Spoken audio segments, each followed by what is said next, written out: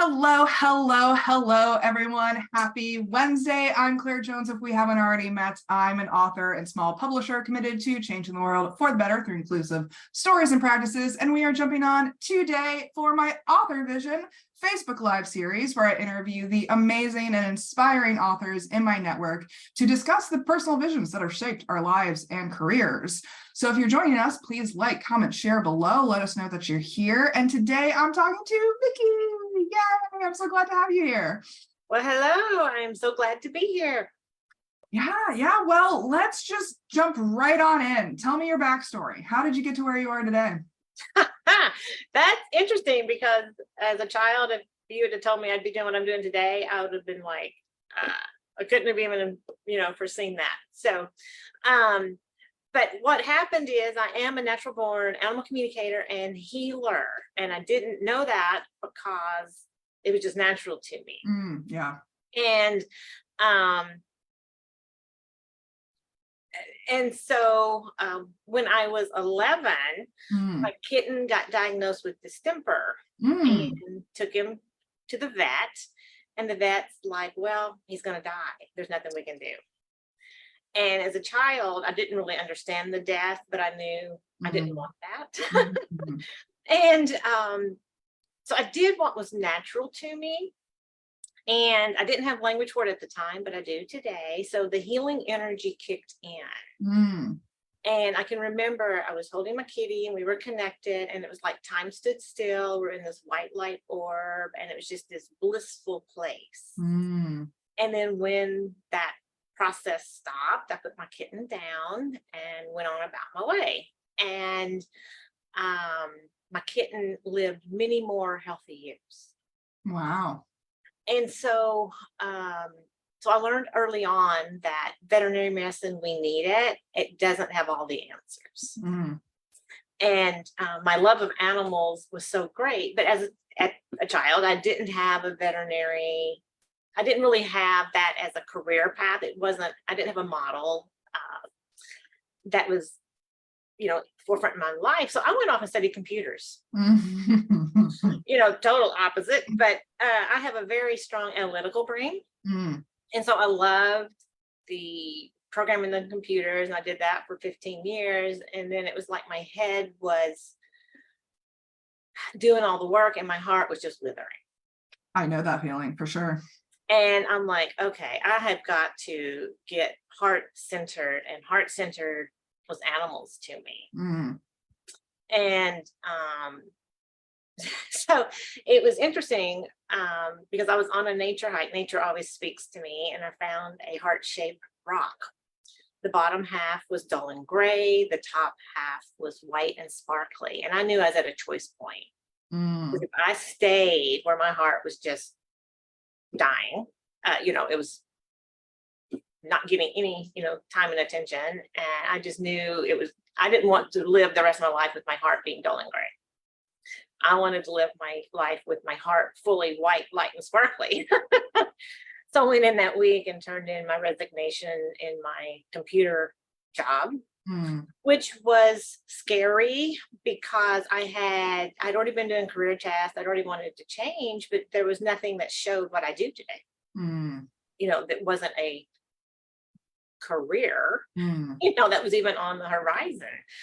But I'm like, no, I've got to do this. So it was because I shut the door and said, I am done with this, that the universe didn't open the path for me. Yeah. And what had happened is I had been studying acupressure and craniosacral therapy on the side for people because I liked the body. I liked learning, just healing things. But I knew animals were where I was going to be. I didn't know how I was going to get there. So then what was interesting is the first client, so I opened a practice for people, and a client was on my table about a month in, and she's like, well, if this works for me, it'll work for my dog, Jake, because her dog is a golden lab and yellow lab and was having seizures, and craniosacral is a good modality for helping support seizures. And I was like, yes, It will. And so she brought Jake to me, and then that was the catalyst that springboarded me into my animal healing. That's amazing. I Yeah. mean, I can completely relate to the unconventional career path. Like, I'm sure you have both camps going on here, like writing and animal communication is like, no one thinks of those as legitimate career paths, no matter which one you choose. And it's funny that you mentioned computers too, because I was part of the generation that grew up with computer science classes starting in kindergarten. Oh, wow. Okay. And so computers have always been a very well-developed skill set of mine, because I was literally trained from the progression of like, dot matrix printers all the way up to the iPhone. And no one ever really recognized those skill sets in the cultures that I was growing up in. And I think the same holds true for writing and animal communication. Is like, those aren't legitimate career paths in the mainstream culture. Yes. And yeah, but here I am, and loving it. And well, because my heart is very happy. And when I make the difference because I have a healing practice, private practice, and I also empower teaching the pet parents how to help and support their pets in between like vet visits, or in their maintenance healing sessions. And then yes, I always wanted to write a book. So my books are as a child, I didn't know where that was going to lead, but here I am. They're Amazon bestsellers, and it's like, wow. And so mine are all about empowering the pet parent. So these are my over 20 years in my healing practice, giving the techniques that I use with my private clients, and really, because my passion is really helping those animals feel their best. I love that. I mean, was that the guiding vision? Going to the next question, like, what visions motivated this journey? What kept you going? Like, what was that north guiding star along the way? It was the animals, because they would come to me, and literally some of them were on death's door. And because I had that experience as a child, if it wasn't their time, then the animals would rebound and live many more, either months or years. And that quality time I know with my pets, it's precious. Yeah. And so that's knowing I can help with others. That feeds my soul. And so whether it's that serious, or whether we're doing wellness, preventative care, it's my passion is knowing, because the animals are so grateful. They love the work, and it's just wonderful to see them blossom. Was that positive impact, did it support you in combating the external negativity? Because we have to have some type of almost like weapon in our tool pack to cut through the discouragements that we get, the minimizations that we get, all of that stuff. So like, what was that weapon for you? Was it that positive impact? It was standing in my truth. And so I had a strong conviction. And so now when the animal tells me, I know, and I stand up and I'm the advocate for the animal. Because I had a 7-year-old cat client, Mickey, who was precious, but she got a liver disease that her liver started turning on her, and she ended up in the kitty ICU. The vets were going, it's her time, there's nothing we can do. We're going to have to put her down, or they're doing all they can do. I mean, it's not that they're, so they're doing all they can do. And so the guardian came to me, and Mickey told me she was going to get well and go home. And she's like, I don't see it. The vets don't see it. I says, I know that. I understand that. I said, but please, since you're coming to me, you're wanting support, let me work with Mickey and let's see. And I'm not one to keep an animal alive if they're suffering or just, for not quality of life. But this came from Mickey. So I had to advocate for Mickey. And so I can remember as Mickey and I were working, she was, and this is distance work. She was in Santa Fe, New Mexico, and I'm in Seattle, Washington. And so, so I'm connecting with Mickey, and I can remember the moment her body turned around. And so she did. She got better. She went home. The vets are calling her Miracle Kitty, but I had to, when the person, the guardian and the vet are going, well, we don't see it. There's no way, I'm having to stand strong. Because Mickey told me, and I knew that meant it was possible. Yeah. I mean, the power of advocacy, I think, is underappreciated. Like, no matter who or what you're advocating for, we still need advocates. Yes. So I have learned that. So this journey has taught me stand up for what I believe in, what I know true. No matter what society says, no matter what anybody else says, no matter what the experts say, I know the truth and the miracles that have happened, and the difference it makes. And the animals and their lives are the proof. Yeah, I'm just finding it super interesting too that you have both empirical proof, like the improvement of the animals' lives, but also this like internal belief system, right? Yeah. And I think you need both in what you're doing, right? Yeah. Like you can't just rely on the empirical truth, and you can't just rely on the inner belief either. Right. You need both as like balancing factors in these journeys when we are, especially in the fields that we are in, is the minimized fields, the dismissed fields, the discouraged fields. Like you need a balance between the two. Yes.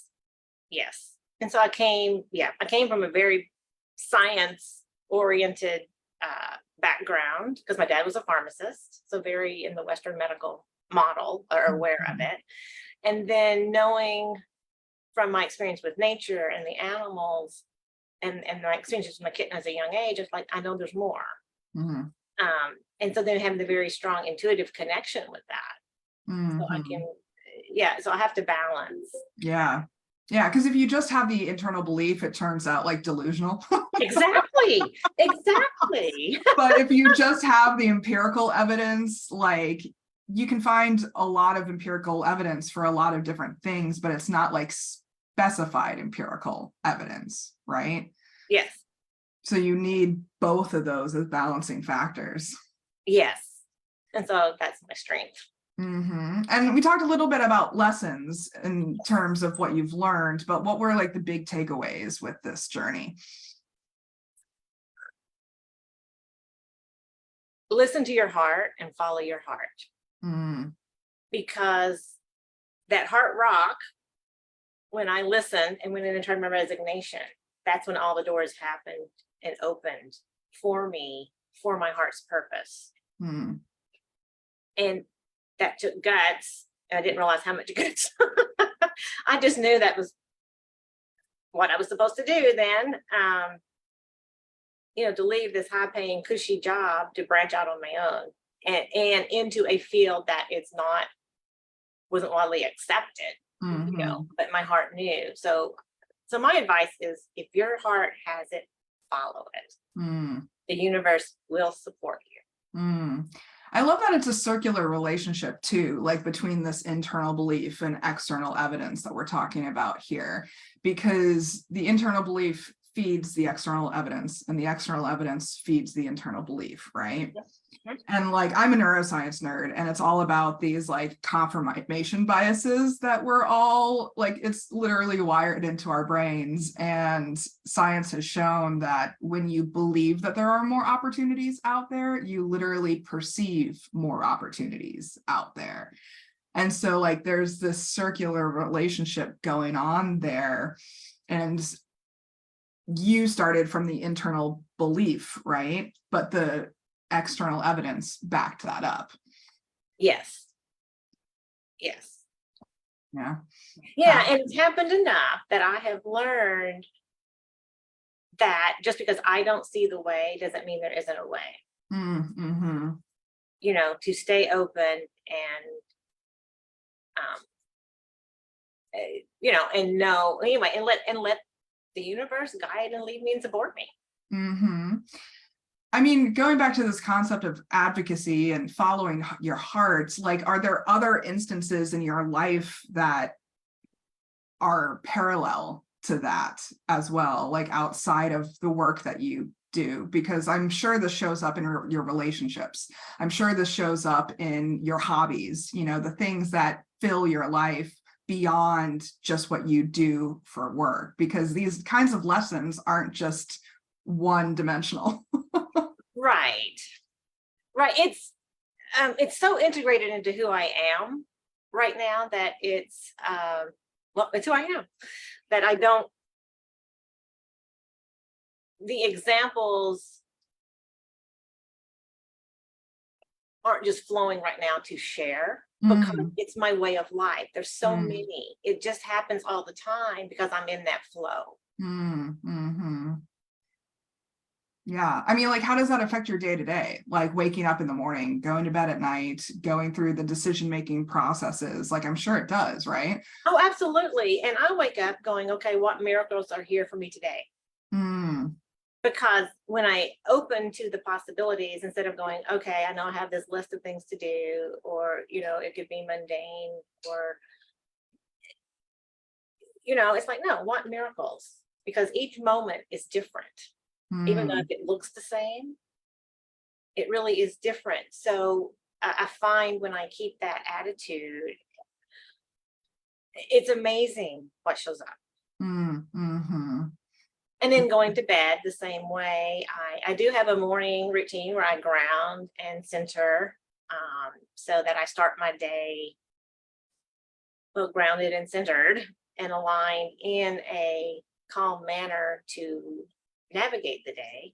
And that's important for because I bring that to all my healing sessions. You know, it's a skill that's imperative to work with animals because they know if you're not present. They know, you know, if you're not on, yeah, and you're not listening to them, you're not there 100%. And so I just start, well, okay, why not be 100% as much as I can in my regular day? And so that's been a great thing the animals have given me. Yeah. And so, and then so I go to bed the same way. So it's like, okay, I clear out the day, what's happened energetically, you know, because things can weigh in your mind. So I either write it down or I ground it, you know, so it has a holding place so that I can rest in peace. And then knowing it'll be there when I get up the next day. And then because I'm intuitive, because there's always being an entrepreneur, there's always an author, and you know, there's always more that can be done than absolutely time allows. So I do my process of setting with my list and seeing which one energetically is the task for me today. Yes, which requires a very strong base level line of self-awareness, right? Yes. But I have learned time and time again, the more I listen to that, I mean, it's imperative to listen because sometimes I'll get the messages and I don't listen, then I'll find out, oh, that's why I got that. That's why I should listen. Right. So yes, so it has evolved into me having morning self-care, evening self-care, and actually I do actually between my transitions of things I'm doing during the day. I do a reset. So I can align intentionally with each task I'm doing. And that has made a huge difference. Yeah, I mean, I'm immediately thinking about this concept that has been talked about a lot lately is intuitive eating, right? It's this way of like feeding your body based on what your intuition tells you need in the moment, right? Listening to your body and its needs. And I think of this as almost like intuitive scheduling, you know, like listening to where your energetic levels are at this point in time. But in order to get to that point, you have to have that self-awareness built in the first place. Like I talk about this a lot when it comes to like my flexible time blocking system, because some people feel very restricted by time blocking systems. But I've had to, over the years, for my own purposes, build in this type of intuitive scheduling practice as well, of being like, all right, these are the time blocks on my schedule for the day. Which ones are flexible? Which ones can I do ahead of time? Which ones are time sensitive, you know, and you have a more nuanced approach to your to-do list that way, which I think is more effective in the long term. Yeah, that is for me too. I have found that, because it's like, here are the things that absolutely need to happen to keep my business, my life flowing with ease. And so if I have it on the calendar at 10 o'clock in the morning, well, maybe it really goes at 1 o'clock and maybe there's a difference. So the things that are flexible, listening to it doesn't mean not to do it. Absolutely. It just means there's some leeway. It's not rigid. And that works the best for me. And of course, my client slots, they're set. When we have a time commitment, they're golden. Yeah. But you kind of need this preliminary step of setting those priorities in the first place, which I think is often the hardest part for people, is figuring out what is important. Yes. So like, I guess, walk me through your process for how you decide what is important when you're setting these priorities. Well, I have really done a lot of work in de-stressing my life. I, don't want to be living like I'm on a hamster wheel, go, which, or the rat race or whatever, you call it. Cause it's like, no, I find when I'm calmer and present, I get more done and I'm happier. Right. And that's what we all want. Right. So, by doing my self-care, like doing the centering and presencing and getting the anxiety out of the way that could drive a lot of things. So that's what used to drive me. Yeah, absolutely. And it's like, no. And so I stage it. So now instead of like having everything really jam-packed together, so that if something gets a little off, then it really impacts your day and you're carrying that stress. I give myself a buffer. Yes. And that has been so huge. I also now start my day a little bit later in the morning for the world, where I can do my self-care in the morning. I do yoga, I do the centering and balancing, like with self-Reiki and things, and eat a good healthy breakfast. And then I'm ready to go for the day. So if things come up, it's like I can easily, bounce around. So I guess, so what I'm saying is I really had to put self-care first. That's what made the big difference. So before I was putting everything else first, and then I'm like, I'm depleted or whatever. And so when I started putting myself first and what really serves me, and then how I can show up in my best. I mean, and that's what it's about, because I would always show up best for my clients. And so now I feel like I show up even better because I'm showing up with the rest of my life in a balanced state as well, not just in my sessions where that calm, cool Vicki would come through and,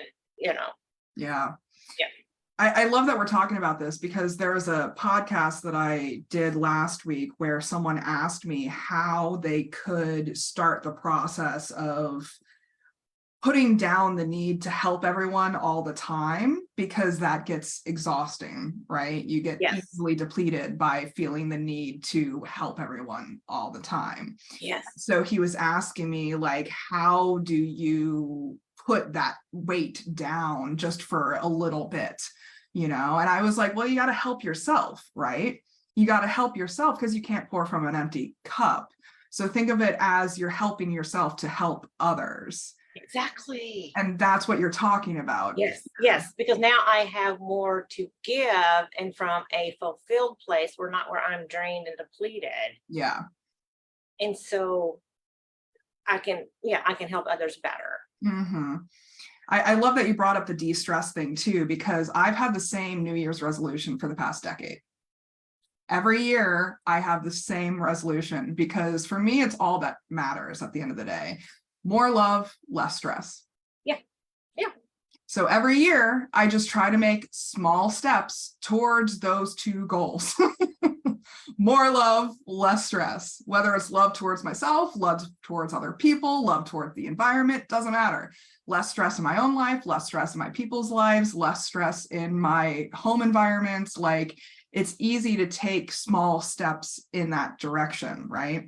Yes. And that's where a lot of people, including myself, it's like we want the big changes now. Yeah. And it's those small steps, small consistent steps that really make the big improvements. And that's what I've learned. So I let go of it all having to be done now. And what can I do today? And so I do yoga every morning, and and so now I'm more flexible than I was when I started. And so it's just that consistency that it just keeps feeding it. And so that's a tip. Small steps, like you just said, small steps every day, it builds great things. Yeah, I love that. I mean, is there anything else you want to add for everyday tools or practices that you've used to support yourself? We've talked about a lot of them already, but I know. Yes, I have a lot of, I have now embraced a lot of good self-care. Meditation is another one to quiet the mind. And meditation doesn't mean you have to just sit there and like a lot of people believe. Yeah. And so finding what works, where you can let go of the tapes that are playing over and over again, and you can really get connected with source. Because that's where the peace is, and that's where the present moment is, and that's where creation and creativity can really move forward. Yeah, I've just been thinking about meditation. Like, I have a weekday meditation practice that I've been doing for years at this point, and I kind of forget that other people don't. I know. Yeah. Now it's been such a part of my life. And let's talk about small steps. Yeah. That has made a huge difference in me. My brain it's not like this wild monkey going around, like they call it, the monkey mind. Yeah. It's a lot quieter up there. Yeah. Right. Talk about de-stressing. Yes. And it's like, yes, I still have life. I still have things that can be stressful that come up. I'm not living in that mode every single moment. Yeah. Yeah. And so when those moments show up, my tools help me navigate it much easier than I would have before. It doesn't become overwhelming. Right. Yeah. Yeah. Well, I love this stuff. I love talking about this. All of these podcast interviews are like mini therapy sessions in themselves. But anything you want to add before we wrap up? Well, I would just like to say I have self-care in all three of the books. I love that. There's a part of that, because for you to be your best pet parent, you've got to be your best self. Because they take their cue from us, and they take on our stresses, even though we don't want them to. They're in our environment. And so, yes, self-care is not selfish. Self-care is vital. And that is for all your loved ones. I love that. That's a perfect ending point. So Yeah, this is powerful stuff that we're talking about per usual. And audience, we definitely encourage you to share your own thoughts, feelings, insights, and stories with us as well. We'd love to know how visions like these have impacted you in your own lives. So special thanks to Vicki for joining me today. It's been a pleasure. It has. Thank you so much for having me. Yeah, totally. And please like, comment, share below. Check out linktree/clairjoyance for all of my links. And then Vicki, where can people find out more about you? healingyouranimal.com. Easy. And I'll make sure all of those links are available in the description and comments and stuff like that for easy access. And until next time, please remember that you all have extraordinary stories inside of you, and I'm rooting for you as you use them to change the world for the better. Take care, everyone.